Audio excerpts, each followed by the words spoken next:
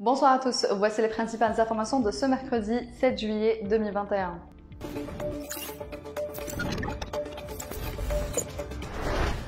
La composante du nouveau gouvernement de Ayman Ben Abdelrahman a été annoncée cet après-midi par la présidence de la République.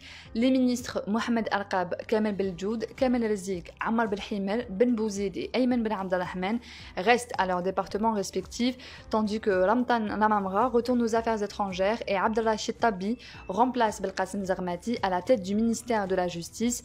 Belabed Abdelhakim est nommé ministre de l'Éducation nationale et Kanan Bibi Tariqi nommé ministre de la Poste et des télécoms. La gendarmerie nationale de Khenchela a arrêté 3 individus suspectés d'être impliqués dans le déclenchement des incendies de forêt des Ain Mimoun dans la commune de Tamza. L'enquête menée par les services concernés se poursuit avec les suspects au sujet des accusations portées à leur encontre. Les éléments de la gendarmerie nationale sont toujours sur les lieux des incendies afin de poursuivre les investigations et les recherches en vue de déterminer leur cause exacte et arrêter les suspects impliqués dans cet acte criminel. Par ailleurs, des unités de l'armée nationale populaire sont intervenues ce matin pour l'ouverture des pistes à l'intérieur des forêts de Tamza et Chelia dans la wilaya de Khenchela afin de faciliter l'opération d'extinction des feux.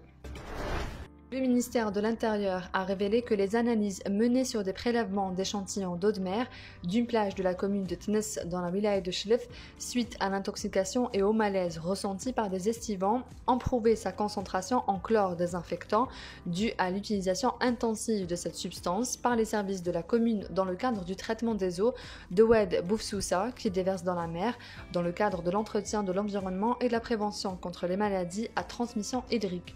Le ministère a rappelé que toutes les victimes se sont rétablies, soulignant que les autorités locales ont pris toutes les mesures préventives pour s'assurer de la salubrité des eaux et garantir la sécurité des estivants avant l'ouverture imminente de la plage.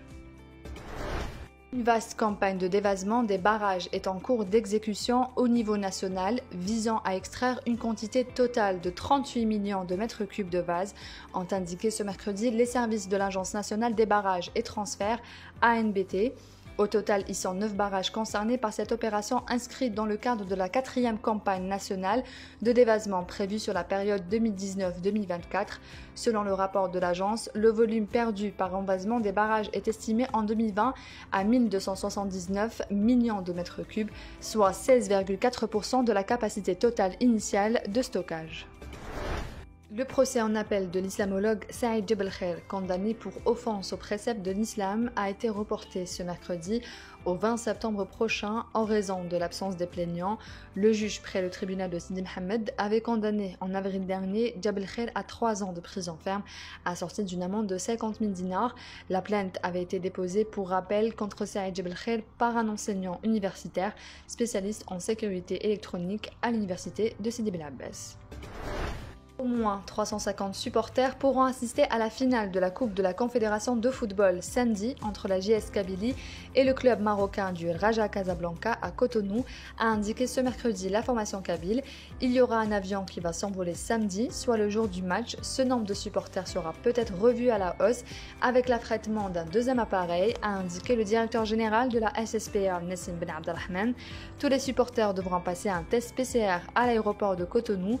Le pack comprend également un confinement de 5 nuitées pour chaque supporter dans un hôtel à Tizi Ouzou en pension complète, en plus d'un test PCR anti-Covid au retour de Cotonou. Quant à la délégation de la GSK, elle s'est envolée cet après-midi à 14h30 pour Cotonou à bord d'un vol spécial.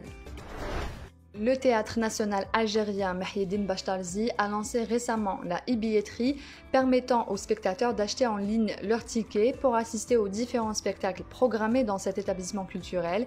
Premier organisme culturel à lancer la billetterie électronique selon son directeur artistique Jamel Germi. Les spectateurs pourront désormais acheter leurs billets en ligne via carte interbancaire sur le site web du TNA, un nouveau mode de paiement inscrit dans le cadre de l'opération de la numérisation du secteur de la culture et des arts. C'est la fin de ce journal, merci de l'avoir suivi, on se retrouve demain à la même heure sur nos réseaux sociaux.